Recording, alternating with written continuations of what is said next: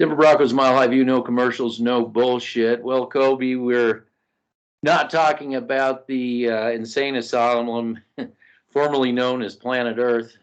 We're going to talk about Broncos football right now. You sent me some footage of a couple prospects. Doggone it, they weren't quarterbacks. Oh, there goes the ratings. Whoa, no, not going to talk about the quarterbacks. It's getting pretty old, to be honest with you. I was going to also mention something about some of the things about, like, hearing it entertaining lock, and I heard something that I have to agree is that Dove Valley has got this whole Aaron Rodgers thing. They can't think about development. That's what we're going to also talk about, is the world of we can't develop anybody anymore, because this is the new NFL. The new NFL is go out and get has-beens, retreads, quarterbacks having problems with the team they're on. And now we're overpaying these quarterbacks. How long does Mahomes have before he has to leave? When his contract's up, because they can't put anybody on the field around him. And it's going to be, where does he go? Is that the new NFL that we're in right now, Kolby? Like the Olympics? Yes. When it comes to my draft analysis, I'm not going to talk about quarterbacks, because that's not the end-all be-all on an NFL team. Me and you know that, okay? We're not in the world of, the Denver Broncos specifically are not in the world of development. They are in the world of Band-Aids. And when I did these film studies that I sent you, they're not going to be very popular. And I think that's a damn shame, because these two players there's going to be more down the line, but specifically Evan Neal and Darian Beavers, these guys can help out your NFL team. They can be foundational pieces for your NFL team, not the fucking quarterback like Kenny fucking Pickett, okay? Like Mile High Huddle is putting out there. And I have a little rant of my own, and it's not going to be, one of my top rants that I've done, but it's going to be up there. For all the people that shit on Drew Lock, and specifically Mile High Huddle, and all the people that are shitting on Drew Lock specifically, you guys are a fucking disgrace to your platform and to what you're putting out to your audience, because I've never seen a quarterback been this destroyed in terms of his play on the field, in terms of his personality, and in terms of his credentials that I've seen since Kyle Orton, okay?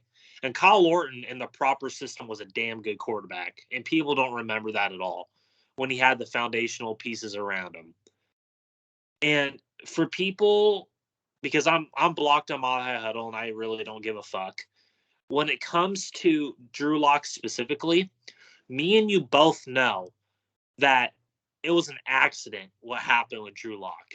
It was an accident, okay, with the Rich Scangarillo type crap, because that's not what that plan was for. It was specifically planned for Joe Flacco, another band. And you guys sit up here and want to go after Kenny Pickett, and this correlates to my Drew Lock rant. You guys are going to go after Kenny Pickett in the minute that he misreads a throw, the minute that he throws an interception. Wanu, you specifically are going to come on this channel, and the people like you are going to come on, and you're going to say, oh, we need to go after Aaron fucking Rodgers, and it's not going to happen, okay? We need to go after Russell Wilson. We need to go after Derek Carr. We need to go after Matt Ryan. We need to go after Kirk Cousins. Shut the fuck up with that crap, because it's not going to happen, okay? You guys specifically also said that Drew Lock doesn't do good in the Rich Scangarillo offense. I've been hearing that time and time again. And you know what? That is the most dumb take I've ever heard, because just go back, and you can even go back and watch the highlight reel like Cody Rourke likes to put out. You guys can even go look at that shit. And you can see the progress that he was steadily making under that certain offense, under Rich Scangarello, Mike Munchak's system. So don't give me that crap that Drew Lock wasn't doing good in that system. You guys are specifically lying to your audience, and stop lying and stop putting out false information out there that makes absolutely no sense whatsoever. Well, I have to disagree.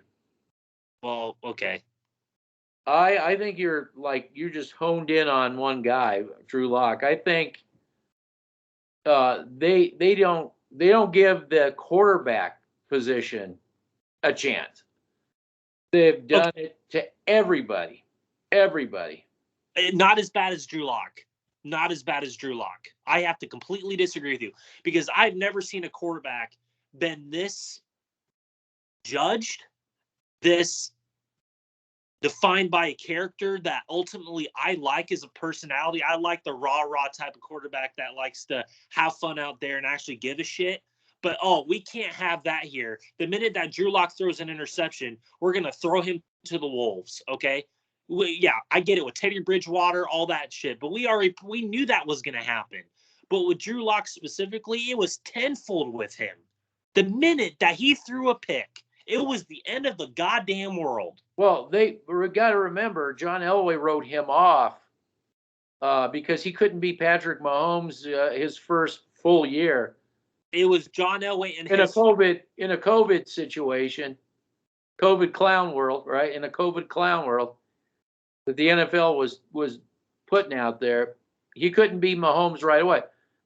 This organization doesn't know what to do with the quarterback situation, so they're begging on their knees. And he's not. I'm here. But this all falls on the guy that picked Surtain. This is all on the guy who tapped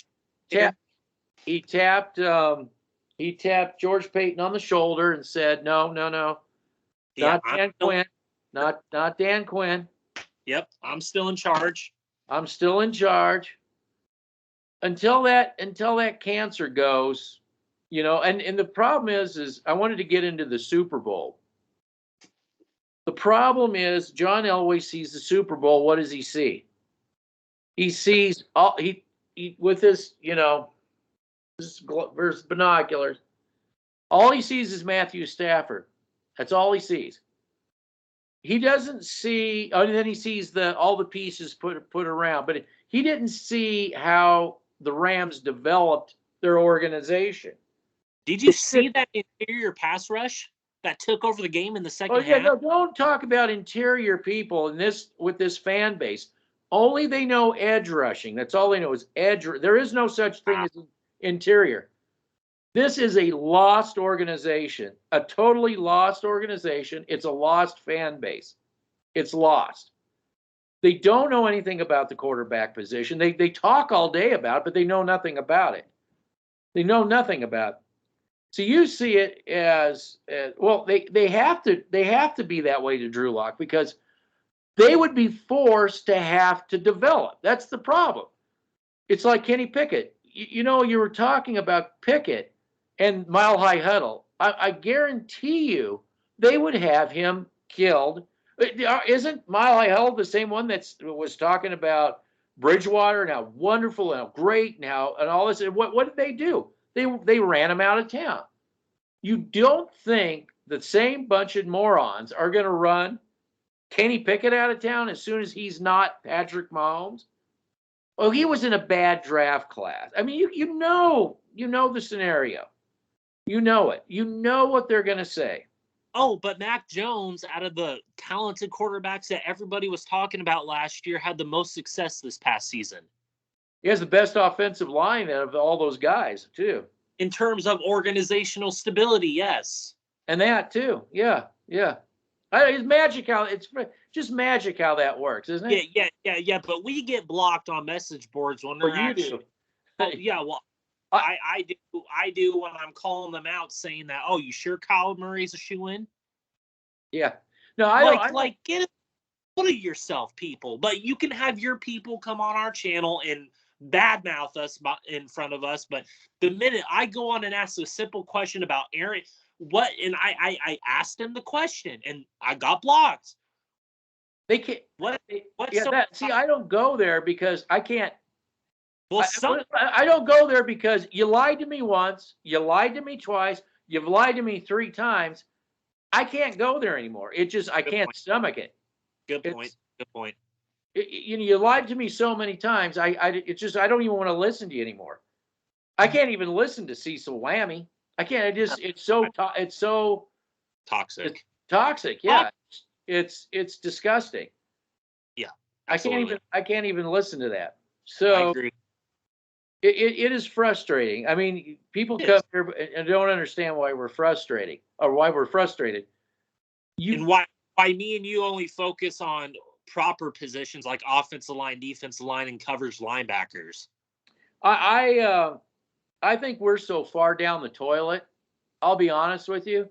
When you have a guy that's supposed to have a 3-4 defense, that's his bread and butter. Then he goes off and starts talking, well, we're not really sure we're going to do that. We may run different systems. And I'm like, whoa, what?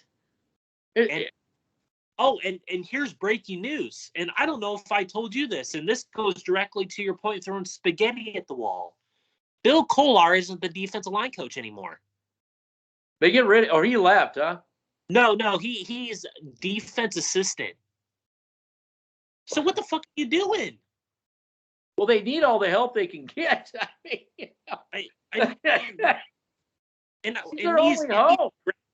Absolutely. In these draft prospect videos that I sent you, I directly correlate to what you just said. Throwing spaghetti at the wall. The likes of Evan Neal, the likes of Darian Beavers from the linebacker from Cincinnati, this guy's a Zaven Collins clone, and you're gonna love this guy when you watch that film when you get the chance to. Guys will never get because they're so clueless about what this team needs.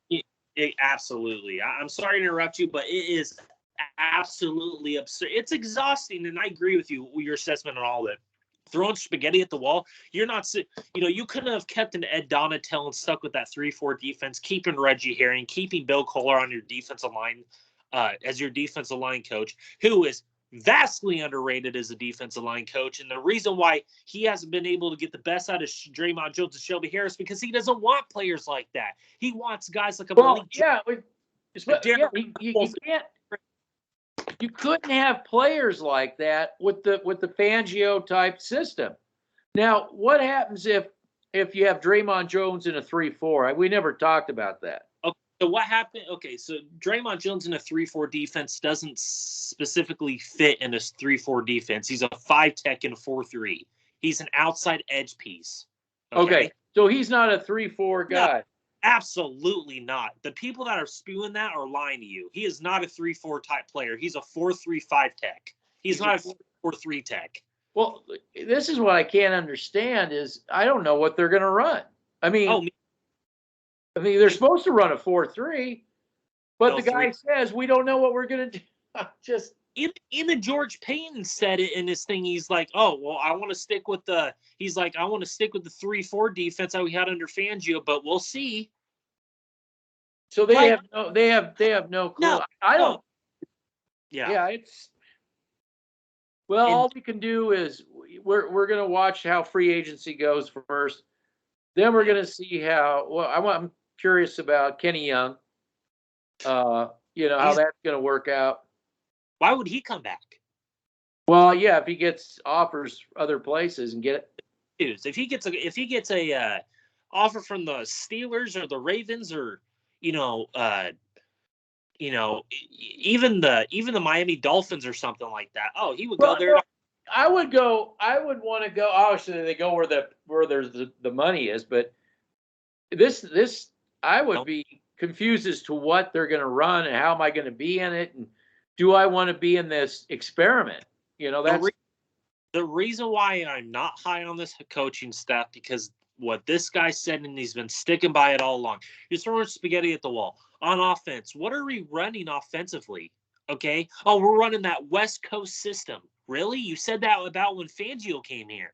We were running that West Coast zone run scheme. That's why we brought in Rich Gangarello to help out Joe Flacco, because that's our vision. So what now? Oh, you're just putting all your eggs in the basket with Aaron Rodgers, and when he denies you again, you You're guys are going going to to be stuck. be You're going to be stuck. You're going to be stuck. Yep. you're going to be stuck. And we But fired. wait, what did we say? These are all fireable coaches, right? Yes. Okay.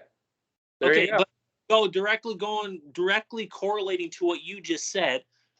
You got rid of Mike Munchak, regarded as one of the best offensive line, top 3 offensive line coaches in the NFL. He will go somewhere else and have success. We all know this. Same with Fangio when he comes back again. You got rid of Curtis Modkins, who's developing Javonte Williams, who developed Philip Lindsay. Oh, but we don't need him. It was all those 2 players by himself. It wasn't Curtis Modkins whatsoever. You keep Zach Ghazzani, the wide receiver coach, who strictly I'm not impressed by. Zach Ghazzani. Oh yeah, they can stop on routes and drop balls. Okay, he can be here for the long run. And, you bring in Butch Berry. I mean, what is he going to do? He's going to be another yes man. And then on defense, you get rid of Fangio, Donatel, Reggie Herring, Bill Kollar. Bill Kollar takes a step down. You're bringing in Elise Ogiari from the Rams, who was the passing game coordinator for the Rams. And look how dreadful their passing game looked in terms of the defensive passing game. Look how dreadful it looked against Joe Burrow in the first half in the Super Bowl. Okay, Jalen was getting beat left and right because they weren't getting that interior pass rush up the middle. Okay, we all know this. I think Collier. I think that Collier is he's babysitting. He's got to oversee these guys. I really think that being an assistant, he's actually more like a manager behind the scenes. Don Capers? Why the hell did you bring in Don Capers? He's 70-some years old. What is he going to do? Be the defense assistant to the assistant? Yeah, it's weird. It's just what the hell are we doing? Well, and what's weird is Dom Capers is 3-4. Why do they keep saying we're not sure what we're going to do? That's the part that is very unsettling to me. We're not really sure how we're going to. And that's how I know we're not going to stick to a system, because it's Elway. That's Elway for you. That's how I know that's Elway, because he doesn't stick to a system. He can't develop. Yeah, exactly. Yeah, you know what? That can't be ruled out. The guy just shows up, and medals. So well, absolutely. I'm sorry to go off the rails here, but I'm just sick of I'm sick of it. Like, oh, we have all these people coming. Clint Kubiak, what is his role? Why did he come back? He may take a look at Locke. He may look at a couple of film and Locke. It's all about Aaron Rodgers. This whole thing, and that's why the mock draft people, nobody has the Broncos picking a quarterback because they're brainwashed thinking that Aaron Rodgers is going to be here. Oh God! And I posted what nobody wants to hear. Cases how Tampa could actually bring in Aaron Rodgers if it ever. You don't hear anything about that. Oh, that could impossible, impossible. No, it's not. And that's only one place. He could go other places too. He doesn't have to come here. Oh, why would? And that's the question that I've been asking on all these message boards. What makes Denver so enticing that Tampa isn't? What makes Denver? Well, Tampa, Steelers. Block it all. Block the message. No, they don't. No, you can't ask those questions. Well, I think even sports talk radio has come to the realization that it might not happen. So they're not as they're a little bit more once bit twice shy about sticking out the. I know Elway thinks it's going to happen. We both know that Elway thinks it's going to happen. Me and you both know STR will find some quarterback like Kyler Murray for a few weeks, and then he'll come out and deny it. And then they'll probably find Matt Ryan. They'll probably find another quarterback out there. I sent you a thing, Jameis Winston, another guy. I don't know why he would leave New Orleans in the first place. Like, seriously, I know they're in cap hell, but they can make room for him. He succeeded there. Stable organization. Why the hell would you come here? I think he got injured. Well, he did get injured, but that's what I'm talking about. STR and Elway will find other quarterbacks, journeymen. That's all we know. Yeah, that's why we need an owner. So it's going to be a while before this organization gets its act together. It's just too bad we'll have guys like Devontae Williams and Javonte, who will go out and probably leave. Devontae Williams, yeah. Browning.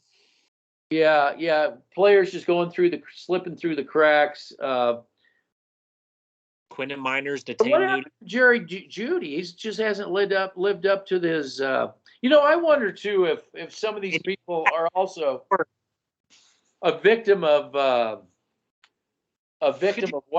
Shermer, that bad decision to bring Shermer in. I don't understand it. Only thing I can see is Elway saying, "I want to be the Kansas City Chiefs." Remember, take the top off the defense, take the top off. All that denial that they said. If you are strictly, and this goes directly to your point, if you are strictly trying to go to that West Coast zone running scheme, why are you allocating almost $85 million total dollars in 2 receivers and then bringing in Nathaniel Hackett and then hoping to God you get Aaron Rodgers? It's not that fucking system. It's a shitty game. It's a guy who. That's coming from a guy who knows he could be gone. Knows that it's his Hail Mary. It's his last Hail Mary before our owner comes in. Let me ask you something. If Peyton Manning was brought in, would he want anything to do with John Elway lurking around? No, but I don't want Peyton Manning to begin with. I know, but I'm just wondering if you think that. No. Because how come Peyton Manning gets all the calls, but John Elway, gets crickets? Well, why is it? I'm sorry? Why does John Elway get crickets, but Manning gets all the phone calls? Because I think people have they have a level of respect with Manning that they don't have with Elway. Well, haven't they seen John Elway, the results of John Elway? Yeah. Going on 7 years? Oh my God, yeah. They look, and you don't think players look at that? Believe me, we're gonna get all these free agents, Mile High Huddle, and all these platforms. We're gonna get all of these top free agents in the National Football League. They ain't coming here. Oh, unless you overpay and give them a Jawan James type money. Well, how can you overpay anybody once you bring Rodgers in? Because anybody that's going to bring Rodgers in, he's going to ask for more money. Yes. He's going to ask for Mahomes money. Oh, of course he will. Although, to me, Rodgers is like the ultimate hype machine. I agree. Ultimate hype machine. Let's go back to the Super Bowl really quick. Yes. What is these were these quarterbacks just blowing people away? Nope. No, we had this was a player personnel Super Bowl on both teams, right? And I thought it was a damn good Super Bowl till the third and fourth quarter. Yeah, well, and everybody said until the NFL decided to start getting funny. Yeah, it was rigged. Go ahead. Two things happened.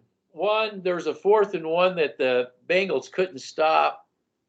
And then there was the defensive holding that didn't actually happen. But I will say this. The dominance of Aaron Donald, this guy's an absolute beast. I mean, it wasn't just those two plays. He was I've never seen a defensive line in a 3-tech at nose tackle in terms of his play and his finesse. I've never seen anything. Aaron Donald I would pick him over Von Miller. I would pick him over TJ Watt. I would pick him over all the edge rushers in the National Football League. You have that guy in the middle that can disrupt everything. You can put other pieces around him. Okay. Chris Jones was like that too. Chris Jones was an interior guy. But Aaron Donald is on a whole nother level. I mean, this guy's now coming out of Pittsburgh. I didn't expect him to be like this, but my God, this guy was like all over the place in the second half. It reminded you a lot of Malik Jackson and Derek Wolfe. Well, I think Elway, if he was running the Rams, he'd probably trade him somewhere, right? Of course he would. It'd be a Von Miller situation. And then we're going to get all these players. They're all going to come here. Do you understand how an NFL team, people, did you watch the Rams offensive line in the second half? And did you see the desecration of the Bengals offensive line in the second half? Did you see the likes of Austin Gorbat, Rob Harvenstein, Andrew Whitworth, the development on that offensive line? And you brought up Jerry Jeudy for an example. Jerry Jeudy, I never wanted him in the first place. I wanted Tristan fucking Wirfs. Could you imagine? Tristan who? Is he a quarterback? Yeah. Credit him to protecting Brady last year in that Super Bowl run, a year and a half ago. Just credit him on that right side, but don't talk about him. I know. Offensive linemen aren't sexy until they get in the playoffs. Then could you imagine, just hypothetically, if me and you were running this team, we draft Tristan Wirfs, we draft Rashawn Slater, we draft Creed Humphrey, you have Nate Moody, Quentin Miners. Oh my God. There's your offensive line. Now you get a quarterback, right? Exactly. Now you can start talking quarterback. You could trade for a Teddy Bridgewater and you can draft a quarterback, or you could continue the development with Locke, or just trying to fix something there, but just develop that. He could be your bridge, whatever. There you go. There's your offensive line. That's exactly what I'm talking about. Yeah, and kept Mike Munchak. Yep. Yeah, or you kept Reisner at the left guard and pulled him, or because he fit that scheme better. Reisner isn't going to look any different moving forward. They stunted his growth. Let me ask you something about Shermer, just really quick. Yeah. Was his system a bit outdated? Yes. I think you saw that with the Giants mostly. I think that you saw a lot of people figuring out his defense. It was the same scripted crap over and over again. Yeah, his offense, my apologies. It was the same scripted stuff over and over again. You knew what you were going to expect. With Rich Scangarello, the difference with him was, yeah, he was young, but I thought towards the end of the season, he was starting to get a groove offensively, and he was starting to come up with creative play calls that helped out his players. Well, Pat doesn't do that. Pat Shermer jack shit. I think Locke actually helped Scangarello out because he was more versatile than Flacco. He had more of a versatile skill set in terms of his mobility and his arm and his recognition with his arm placement that Flacco didn't have. Those passes prime. Yeah. Oh, but no, God, no. It was all Locke's fault. Yeah. I pity the quarterback that comes here. Pickett, and that would be the perfect. You draft Kenny Pickett. I'm You think that was a rant? Good God, I can only imagine that. It was just I don't understand. You guys. I just don't understand people's aspect when it comes to building an NFL team. Oh, just draft the quarterback. All is going to be saved in wonders. And oh, look at Joe Burrow with he didn't have that great offensive line and he took him to the Super Bowl. But yeah, did you watch that defense with DJ fucking Reader, who Fangio wanted him? Von Miller said Von Miller came out and said that he wanted DJ Reader too, but it was denied. Who do you think that was denied from? Elway. You know, I look at the whole Locke thing a bit different than you. I look at it as the guy upstairs has no desire to develop anybody. I don't know if that's because he. Okay, so why are they bring in Flacco then? What I mean is, I don't know if it's because he got it so bad with Paxton Lynch, but the fact is there was never ever a plan, or it was never a consideration to develop lock. That was never a consideration. If the guy in a Shermer, and again, I don't know why you would judge anybody in the Shermer system. If he didn't become Patrick Mahomes for Shermer, somehow he was just horrible. You know, I just You had it. You had it. It's the way they manage the ball club. It's the way it's mismanaged. That's to me the biggest thing that sticks out about the Denver Broncos. And it's amazing to me.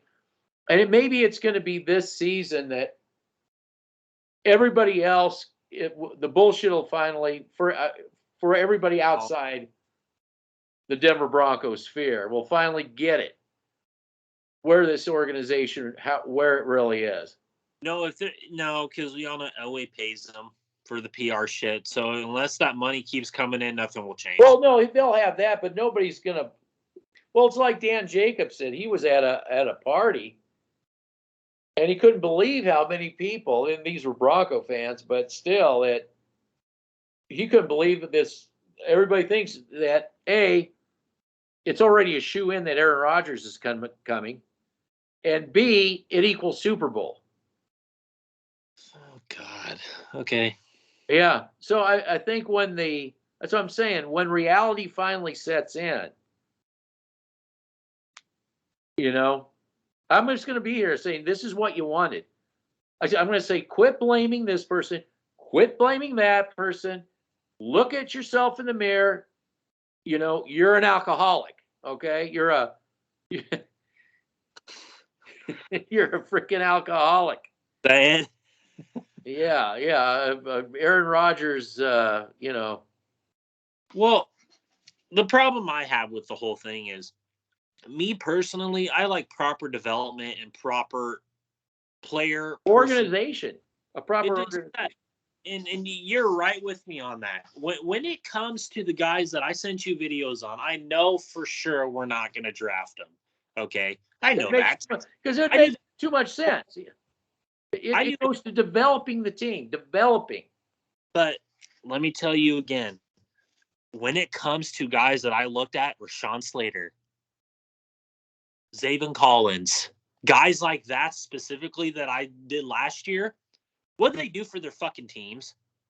They made a big difference. They made a difference, okay? Rashawn Slater made a hell of a difference for Justin Herbert's development on that left side with him and Filer on the left side, and they actually have a system that they're running. The Cardinals under Vance Joseph, you remember that name, don't you guys? He got Isaiah Simmons, a coverage linebacker, Zaven Collins, I think a little better in terms of tackling and coverage instinctual ability, but Zaven Collins is that type of linebacker that the NFL covets now. And I guarantee you, Vic Fangio, and you brought it up before and will continue to harp on it, Vic Fangio, guarantee you made a call out to him. I guarantee. The Broncos made a call to Zaven Collins. Yes, that is true. Broncos, it was Vic Fangio. Fangio. It wasn't John Elway. No, it was Trey Lance and Patrick Surtain. Those are the two guys. Yeah. Guarantee you. If Trey Lance was there at 9, there's your Josh Allen. And they would have hyped that thing up like no end. Until he threw an interception and didn't live up. Then we got to go get Aaron Rodgers. Yeah. We got to go after Russell Wilson. Yeah. Kyler Murray and kill him. He told you toxic fans that he's not coming here. So where are you guys at that now? You guys gave up on that dream a long time ago. I'm Madden 22. That dream is still out there. Let me tell you. So they play a lot of Madden 22. Oh, absolutely. They say Kenny Young's better in Madden 22 than he is in real life. Mile High Report. Yeah. Well, they want number 45 out there. Okay. Yeah. Josie Jewell, 47, who is Alexander Johnson. Well, yeah, but he's a liability out there because he's not your coverage sideline to sideline linebacker like it could eventually be. Because Baron Brownie's an absolute beast. Yeah, Alexander Johnson's good at like pass rush type. Yep, blitzing. Yep, I agree. Yeah, but that's not where the league's at now. No, No, you got to really be good at that, like the guy in Dallas. Well, and Dan Quinn uses him correctly. They use him in a lot of different aspects. They put him out in coverage. They put him in the middle Well, of the they defense. can't put him out in coverage. I don't think Alex. We showed film, and Johnson just doesn't do a very good job in coverage at all. Well, because he has a problem that Patrick Surtain has a problem with. They're very stiff in their hip fluidity. They're stiff. They can't, and I've been bringing this up with Surtain time and time again. He's a damn good boundary corner, and they were forced to do that when Kyle Fuller was getting exposed. They were originally planning to have Patrick Surtain in the slot, but then I know. Yeah, I know. then Kyle, Like, I'm not on board with that one. yeah, and then Kyle Fuller was getting exposed out there, and they're like, okay, well, we have Patrick Surtain, put him out there, and look, he flourished. But in terms of guys like a Tyreek Hill, a Henry Ruggs when he was at the Raiders, very precise, speedy route runners, he struggled with them in terms of underneath coverage because he's stiff. He's stiff in his hip fluidity. He's stiff. Like same with Johnson. Yeah, so why the hell would you want Alexander Johnson back? Oh, he's the next Al Wilson. Oh, God. Oh, my God. Yeah, no. Do you remember who Al Wilson was, people? I mean, like, seriously? They don't really get it.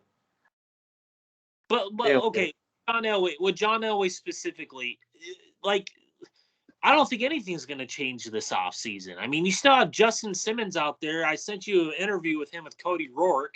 I mean, there you go. You kiss Elway's ass, you're going to get an interview with with Justin Simmons. You know, you kiss that ass, you're going to get those interviews. And then Shelby Harris was proclaiming, "Oh, we're just a quarterback away," and they actually believe that shit. Well, he's told to say that stuff. Well, you specifically told me on other videos that we've done that players actually believe what they're being told, and then once reality sets in, they yell at their coaches and say, "What the f is wrong with you?" That's why they're yelling at Fangio on the sideline so much. Well, there's going to be probably a lot of yelling in this when this season goes down, because I have no confidence in defensively what they're doing. I don't know because Shermer was so bad. I don't know, if they can bring, but they don't. Again, there's no identity. I don't know. On defense, you lost your identity on defense. Now you're bringing over a guy who was the passing defensive coordinator, who learned under so many systems, and they said specifically publicly that they're going to be it's going to be Vic Fangio type defense, so they're going to run multiple sets with it. Like, why? Just stick with the system and run with it. Like that is, and then on offense, oh yeah, we're bringing all these guys from Aaron Rodgers' best friends, and we're bringing Clint Kubiak, we're bringing in Butch Berry, we're bringing in the tight ends coach. We're going to be running this offensive just masterpiece. We're going to be analytical. Let me ask you: does this have all the ingredients for a big blow up? Yeah, because they're all first time. A major dumpster fire. Well, a lot of them are first time head coaches. Well, you listen to these talking heads out there. Oh, that's wonderful. That's wonderful. Get all these fresh ideas.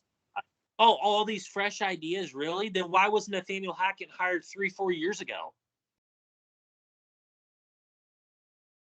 And they're giving him all the credit for that 2017 run with the Jaguars. Let me remind you, that offensive line and that defense for the Jaguars was unbelievable.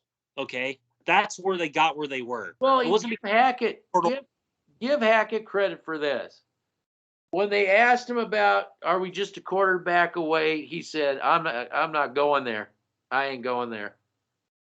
Well, you know why he said? Well, he's not going to put his head in a noose. Well, that too, but in a noose. Yeah, but didn't he say, "Oh, we're all about player development"? Yeah, okay. You heard that with Fangio and Vance Joseph. I mean, it was It was, dude. It was the same exact script that we saw with Fangio and Vance Joseph. It was just silver platter. It was the exact same script. Well, what I find interesting is how the Denver Broncos front office said they were the major problem, but then they turn around and say everything we put together is great, even though they admit they were the problem. So you admit you're the problem. Are they saying that they did everything great under Fangio? Is this it right here? Yeah, that it was more them than it was Fangio. Okay. If you said he did everything great in terms of the Fangio thing, in terms of his defense, why didn't he have say with Adrian Amos? Why didn't he have say with DJ Reader? Why didn't he say about a guy like Roy Robertson Harris? Why didn't he have a say like a guy like a Zaven Collins or Devin Bush? Like you're a big Noah Fant guy. I really wanted Devin Bush in that draft. Okay, I know everybody likes Noah Fant. I think in the West Coast system. Well, Shermer found a way to screw that up too.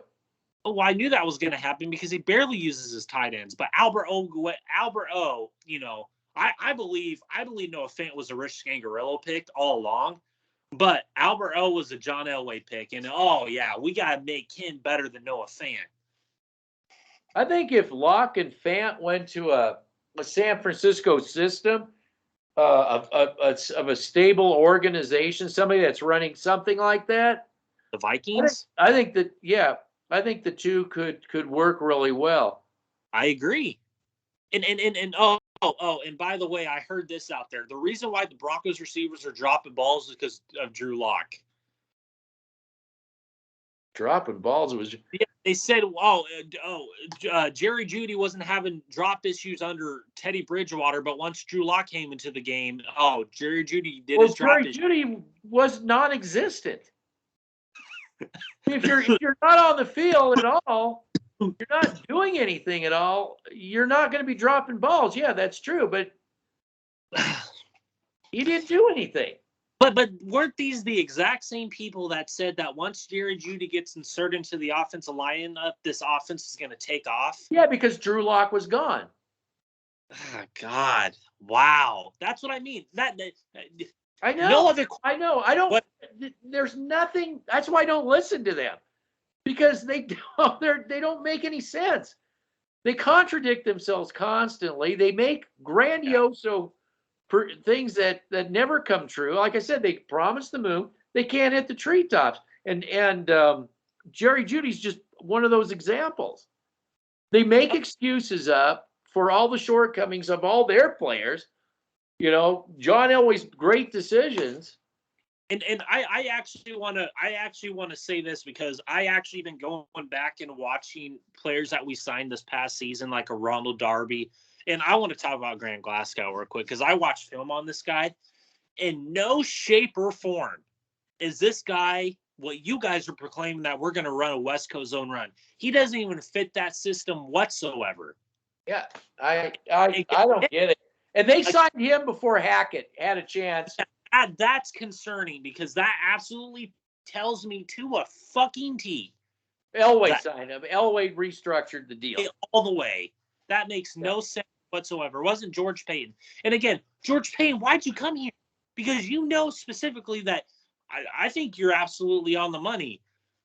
There is absolutely no way that this coaching staff is going to survive 2 to 3 years from now. Absolutely no way. And I think George Payton. I can't see it.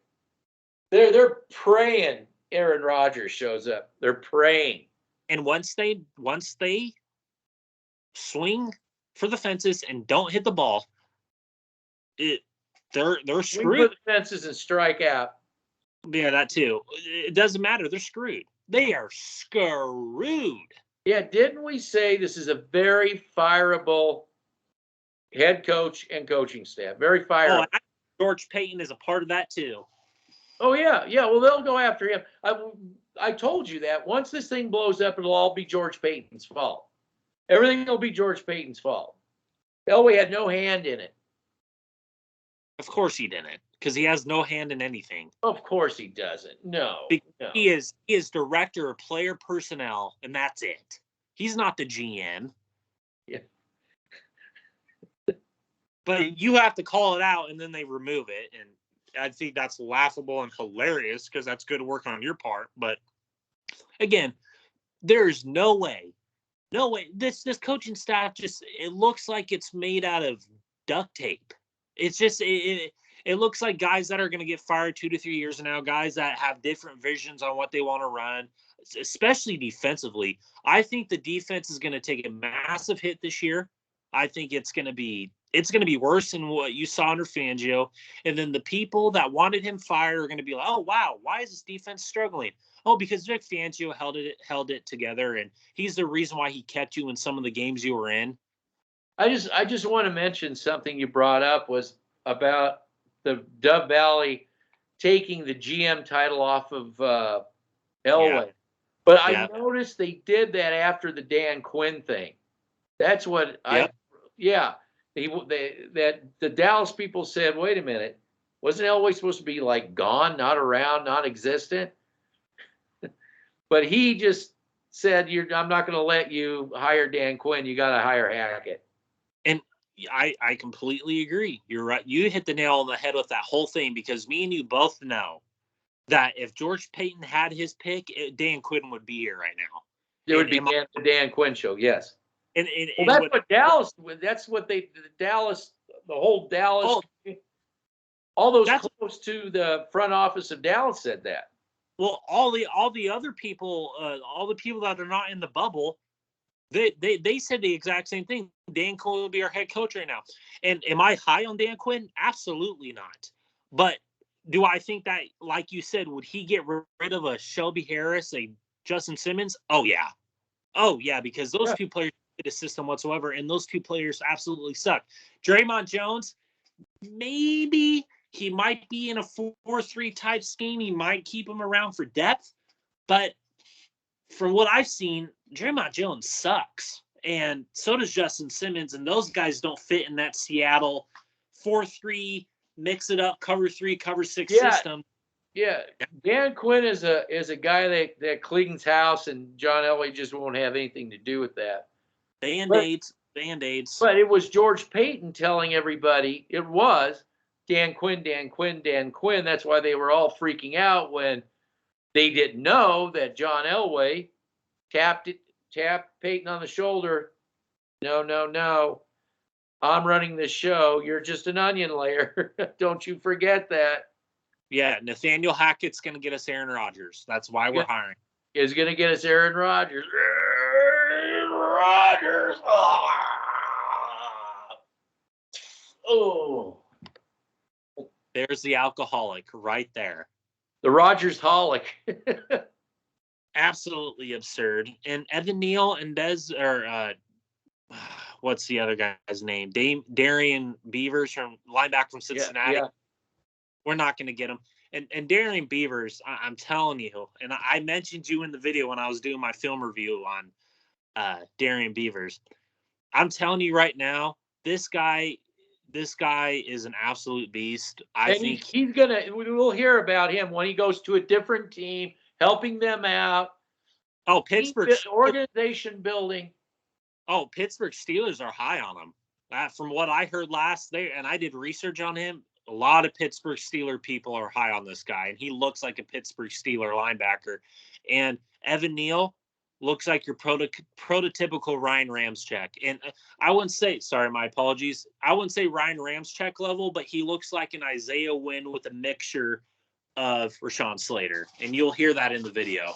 But hey, I'm going to tell you right now, if I was Rodgers, I got to say that my drunk on Aaron Rodgers, Pittsburgh would be the team I really would be eyeballing. Number one, they are really good with receivers. They know how to develop receivers, get receivers. But I mean real receivers, not these jokes we got here. Ones that know how to run a route, ones that don't drop balls. Don't give me freaking excuses.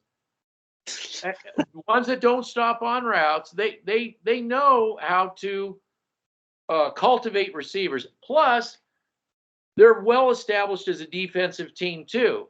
If I was, and they don't have a cap. As far as I know, they're not in a cap situation. For me, if I was, Aaron Rodgers, I would seriously be eyeing that team. The Pittsburgh Steelers. It would be them, the Colts, or the Tampa Bay Buccaneers right now. Those are the three teams. Yeah. And I think the article that you brought up that I read is on point with Tampa Bay, makes a lot of great points. Yeah. I think that's more realistic than Denver and Aaron Rodgers, because this whole nonsense that we're a quarterback away, which we've been hearing for 6 to 7 years now, with this whole nonsense, we're just a quarterback away. We're just a quarterback away. No, we're not. No, we are absolutely not. Okay. When you're in a bubble talking, these are the same people. That's why I say I don't listen to them.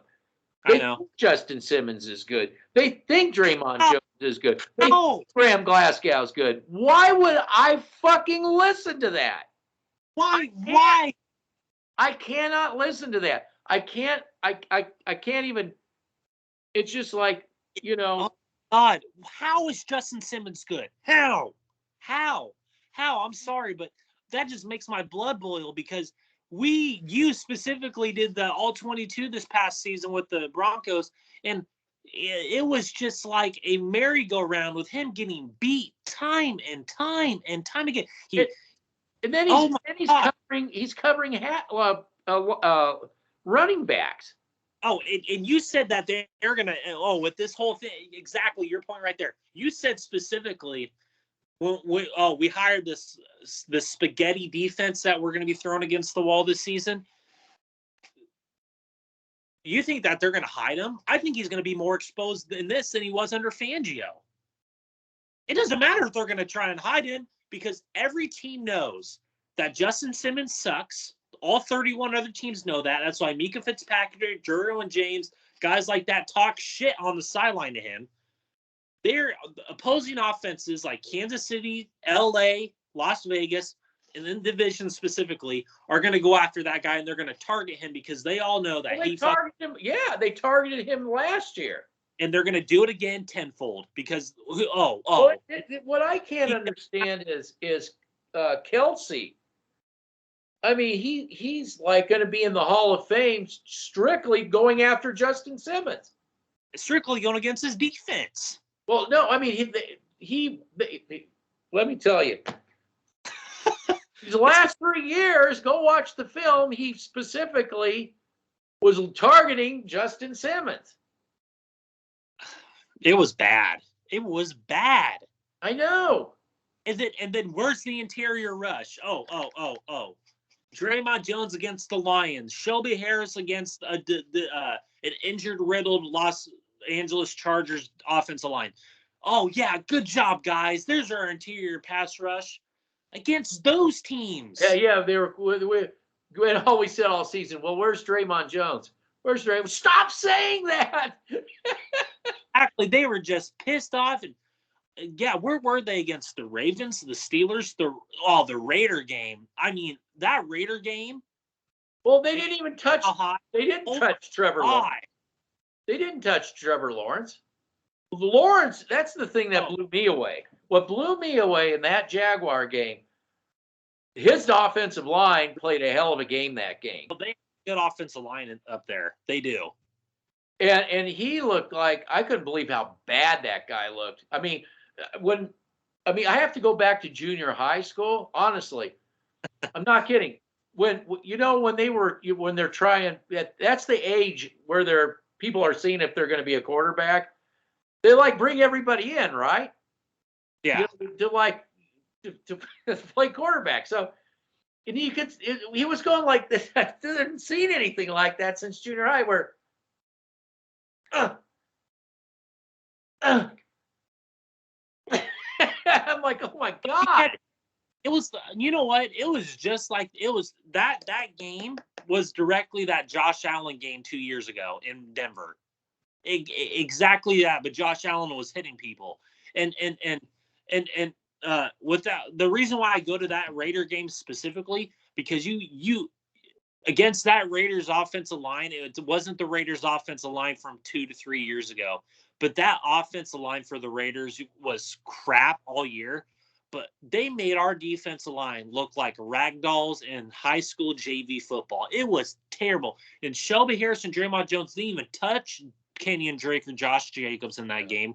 Barely even touched Derek Carr and Trevor Lawrence that you brought up. So don't give me that this defense is, oh, yeah, our defense is going to be 2015 all over again. Don't say that shit because you know you're wrong. Absolutely fucking wrong. It's oh yeah. Oh man. Yeah, Shelby Harris and Draymond Jones. Those are the guys that we need. Yet who did we see when they filled in for those guys? Marquise Spencer looked way better than Draymond Jones. The guys that are, at the bottom end of the roster that Elway doesn't want. Well, that's what that former Bronco said. They're looking at each other. Well, why are these guys? Why did they think we're dog shit and these people suck that suck? And everybody's walking around all pissed off. Is Elway a lock? Is Elway? Let me ask you this. Okay.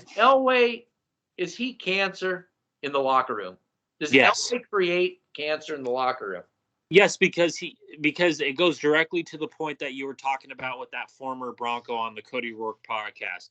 He creates cancer in a way that he's giving players that don't deserve that type of money, that he should give players that type of money. Well, I'm not saying like hot tub, hot tub time machine. Yeah.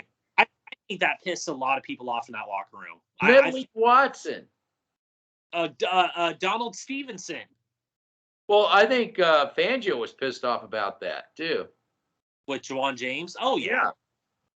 Even Garrett Bowles. I do not like Garrett Bowles, but even Garrett Bowles was pissed. He's like, yeah, he's gonna have to earn our respect when he comes back, and he never did. Well, you can't blame him for saying that. Well, I don't blame him either. And I'm telling you, you don't give Billy Turner a 2 to 3 year contract. That's 3 years, $15 million. Okay, for a good, solid right tackle, and he's playing great. No, because Elway, what's Elway? I see a name. Matt Paradis has all these hip issues. Matt Paradis, that yet he's balling out in Carolina at center, still being the same Matt Paradis, who's a beast. And then you get rid of Luis Vasquez, who was one of the best guards at the time when he was in Denver. Okay, you get rid of Zane Beatles, and I knew that was Elway.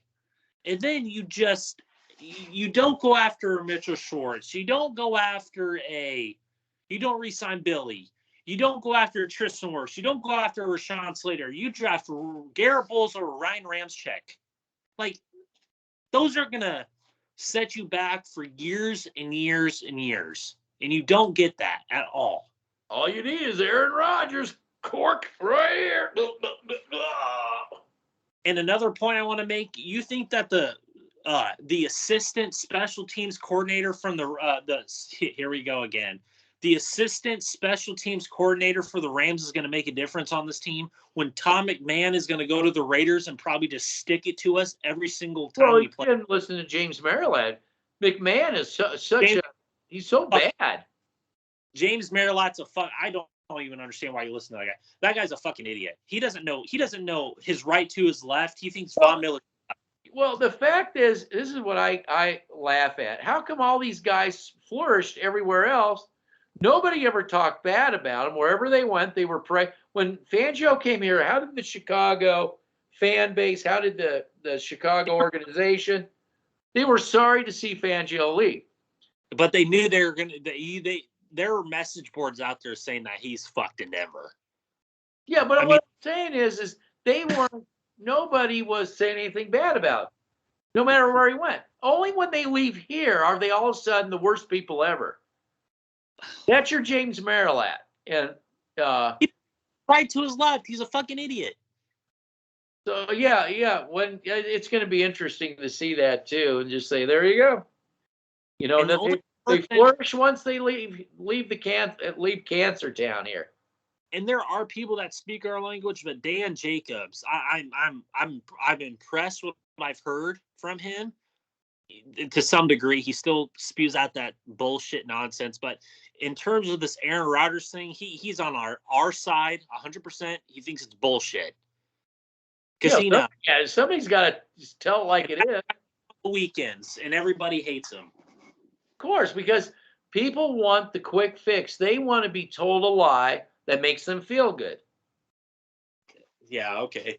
Yeah, the Evan Neals and the linebacker from Cincinnati, those aren't quick fixes. Those are foundational pieces if you're a proper organization. Yeah. But no, we can't have those players. No, you just got to grab an Aaron Rodgers. You have to grab an Aaron Rodgers. Forget what the Rams did. Forget about all the stuff that all the roster building, all the stick witness. Before Matthew Stafford got there. Long before. Well, but that's what we're doing in the Broncos. How? Yeah. By firing head coaches, hiring players that you shouldn't. Just it's a mess. Okay, this is what I can't understand. This is what I can't understand. Why does everywhere they think that Rodgers is coming here when all these quarterbacks went to stable organizations? When you're hiring and firing coaches, you're grabbing players and overpaying players that aren't even that good. How could that possibly be a place anybody would want to go? I just don't understand it. So let me tell you the difference between the whole Rams thing, because I just absolutely love him. When McVay came in, who did he hire as his defense coordinator? It was Wade Phillips. Okay, and then who did he hire after Wade Phillips? Brandon Staley. Okay, so who did he hire after Brandon Staley? Raheem Morris. So he kept that 3-4 under type of defense. Wait a minute. You mean they didn't say let's experiment? We're not really sure. We're going to try. They didn't say that? Yeah. Yes. You got to be kidding. That's how you get things done. You grab spaghetti and you throw it against the wall. Oh, offensively, did they go after a Pat Shurmur on offense? No, they went after Kevin O'Connell, Zach Taylor. It was Mike or Matt LaFleur. I can't remember. I don't know if those two were there, but I think it was Matt LaFleur or something, Mike LaFleur or something. But they kept that West Coast zone run principle system. They didn't experiment with a Brian Dable who runs a West Coast power run vertical system. Okay, they kept that West Coast play action Mike Munchak zone running scheme, not that fucking spaghetti at the wall bullshit. Well, wait a minute. They didn't fire McVay and bring in Shurmur? Oh God! Wait a minute. I'm sure their quarterback, I'm sure, would have flourished. The receivers would have. The whole thing would have just blossomed, right? I think that is the perfect way to say that is an Elway move right there. That is typical fucking Elway. Yeah. I know. That's why I don't listen to these people. Little D. It would be. But there was no way in hell we were going to get McVay or Shanahan. Absolutely no way in hell. No way. I bet we will if we get Aaron Rodgers. Little D. Little D. Oh yeah, let's get Kenny Pickett. At 9. Yeah, Matt Corral. Is that the talk? Oh, Cecil. It's got to be a quarterback. Right? Oh yeah. Oh, those quarterbacks at the Senior Bowl, number 9, hands down.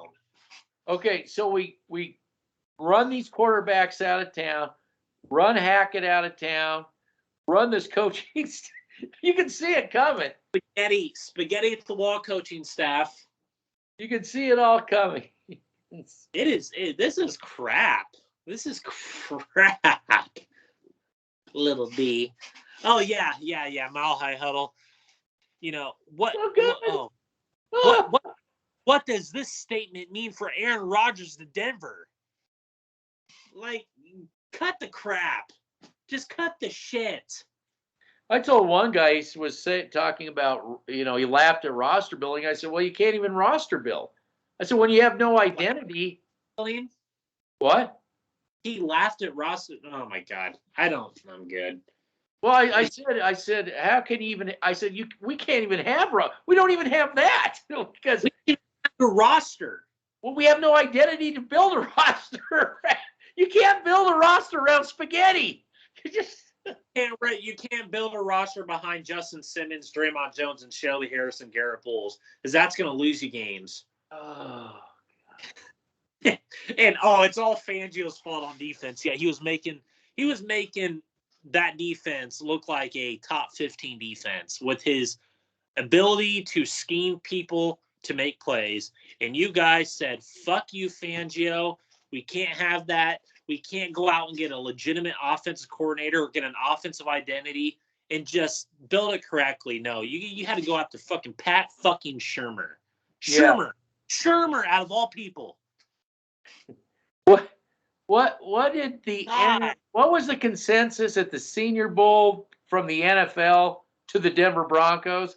So the consensus at the Senior Bowl was, and I quote, by 31 other teams. Yeah, by 31 other teams. I got 10% battery. My apologies.